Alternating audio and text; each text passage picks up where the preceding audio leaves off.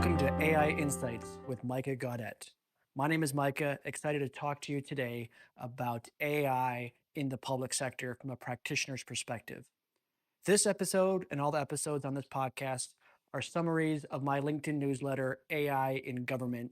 Find me on LinkedIn, connect with me, and subscribe to the newsletter to engage more deeply with the conversation. This podcast is created through Notebook LM. If you want to learn more about that, go visit Notebook LM or reach out to me via LinkedIn. With that being said, let's dive in. Welcome to The Deep Dive, where we cut through the noise to bring you the core insights you need. Today, we're diving deep into artificial intelligence, but maybe not in the way you usually hear about it. We're looking beyond just the tech specs. We're actually exploring AI's role, its really profound role, in local government, and how it interacts with, well, the very fabric of our communities. Now, our sources for this deep dive, they're really powerful. We've got Micah Gaudet's upcoming book, Fragile Systems, an ecological approach to AI in government, and also his insightful LinkedIn article, Faster Chord What? Ugh. And Gaudet, he's a deputy city manager himself, so he brings this absolutely crucial practitioner's view, boots on the ground stuff.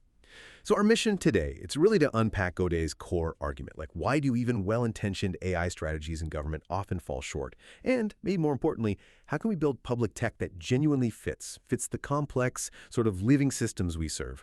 Because at the heart of it, Gaudet really challenges our obsession with just speed and savings.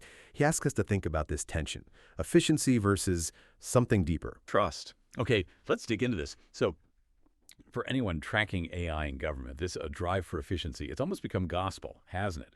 Gaudet calls it the seductive logic in government, this idea that, faster is always better, streamlined is always superior. It sounds good, right? Oh, absolutely. It sounds incredibly appealing, and it's everywhere. But Gaudet argues, and I think pretty compellingly, that this widespread obsession, this focus just on speed and savings with AI, it's actually leading us toward what he calls a dangerous cliff in the public sector. And he stresses the biggest barrier. It isn't technical, it's trust. He uses this really powerful personal analogy to hammer this home. He says something like, not once have I ever dreamed of a more efficient relationship with a friend or family member.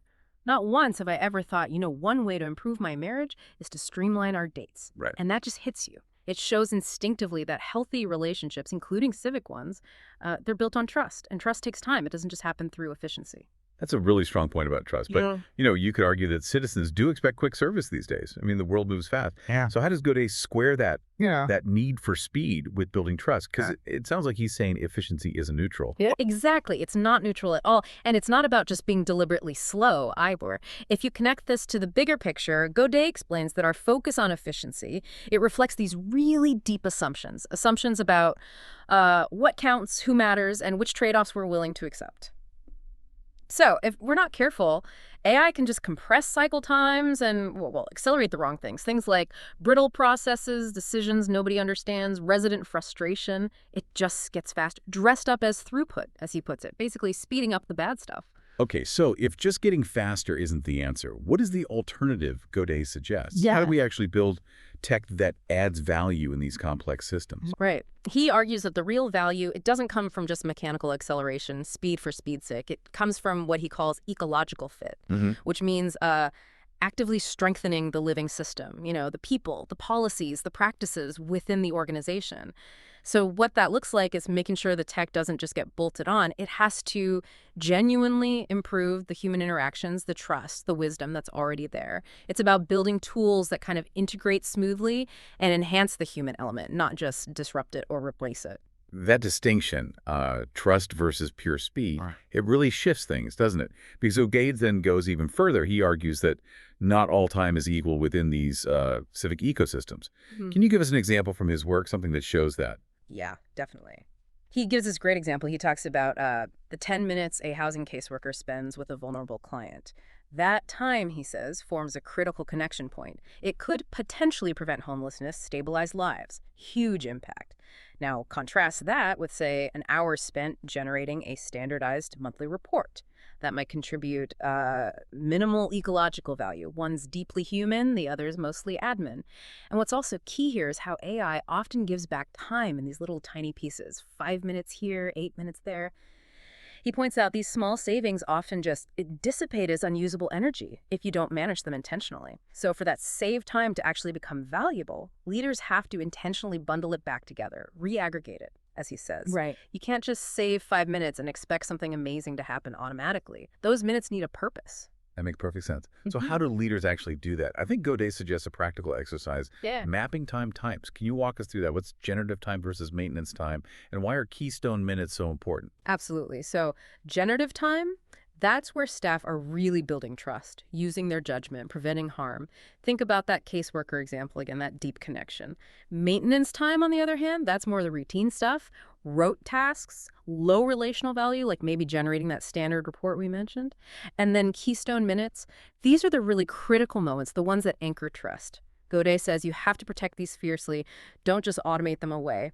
Or if AI does touch them, you absolutely have to pair it with a countervailing investment in human contact. It's about knowing where that human magic really happens and guarding it. That's such a vital distinction. And he even gives leaders, 3 practical questions to ask before they even greenlight a time-saving tool? What are those? Yeah, they sound simple, but they're actually incredibly powerful. First, what kind of time is being saved? Is it that generative, high-value time or just maintenance time? Second, where will the saved minutes land? Like, can they actually be bundled into useful blocks? Time for reflection, coordination, maybe more outreach. And third, who converts saved time into outcomes?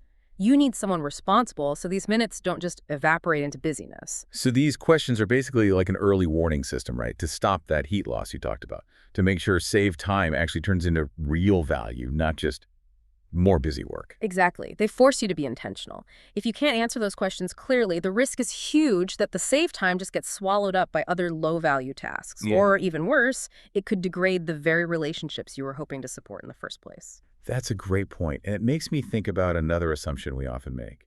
This idea that all friction in a process is bad.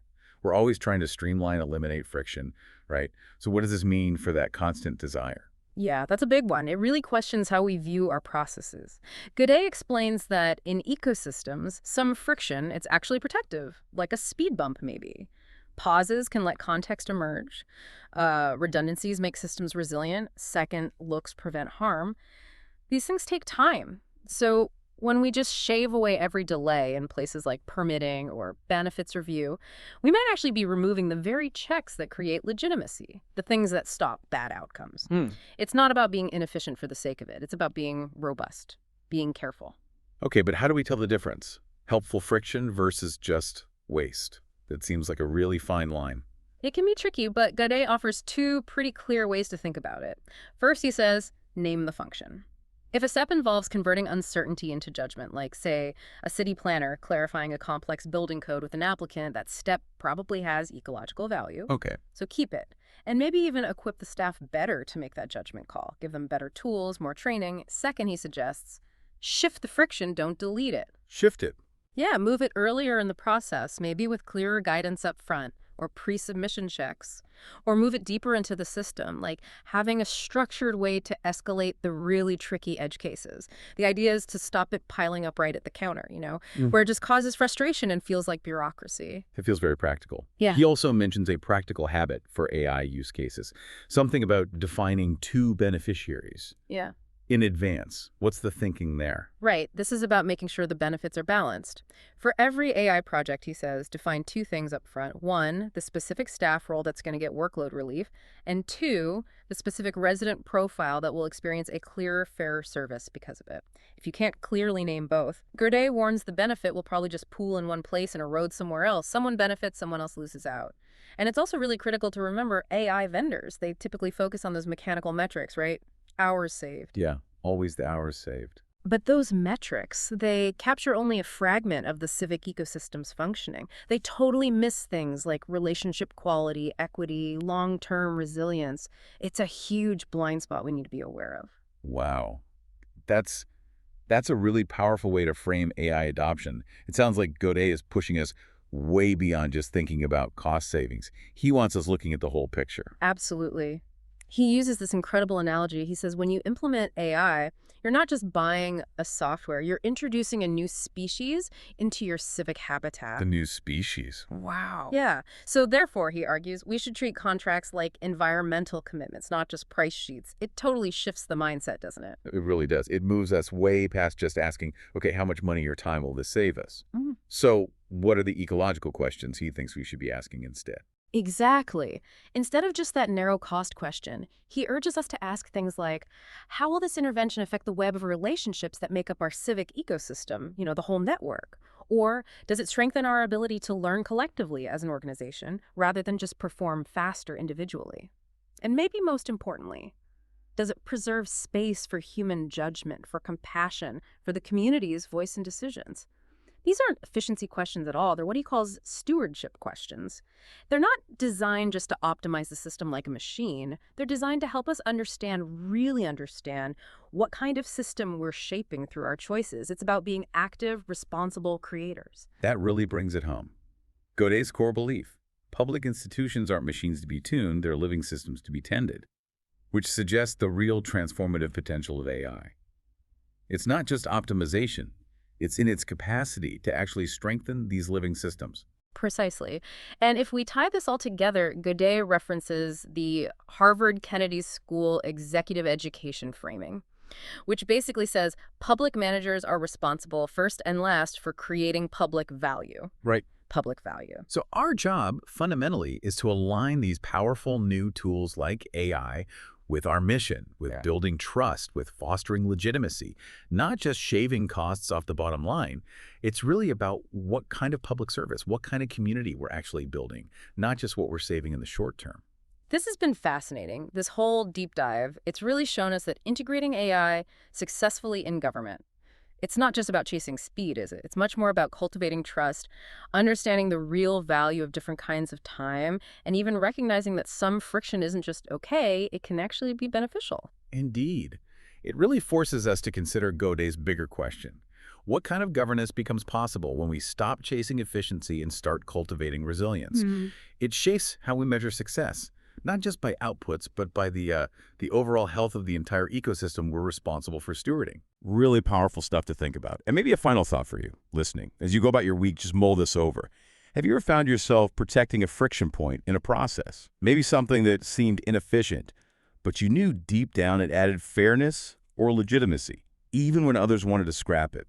Or think about a time where maybe slowing things down actually built more trust with colleagues, with clients, leading to a much better, stronger outcome in the end. Just something to think about until our next deep dive. This has been AI Insights with Micah Gaudet. For more, connect with me on LinkedIn or visit www.civicinnovation.ai. Until next time, keep turning insights into action.